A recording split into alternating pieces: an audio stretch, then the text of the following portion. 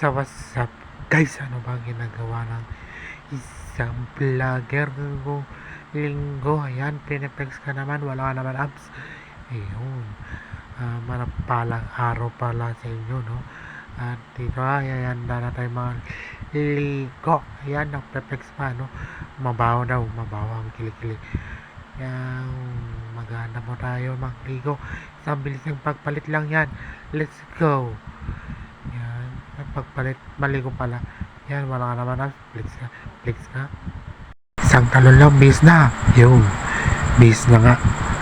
At ito yung muna yung ating outpick of the day. Yun.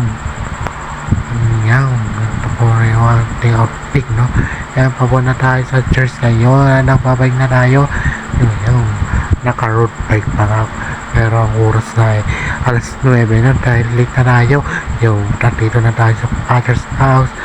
Yan, nagsimula na nga ang church service. Yan, kulitan muna tayo bago yung announcement. Yan, kasama ko. Yan, ikaw pa siya. Shout out sa iyo, bro. Ayun, kasi yan, kulitan yun. Yung isa dun, ngiti-ngiti yan, yung brother Emil na yan, no? You know, si Maya daw yan, si Maya. Oh, yun, kikit yun. Yung sipag-sipag ng isang disciple. Yun, parang ating disciple, ano, yung sinisilip yung sa labas. Ayun, yan. Yan ang siya ating disciple. Yung, paano ginagawa mo sa aso, wag saan. Uy, oh, yan. Ito na yung pagkakalitan tayo na rin. Bye!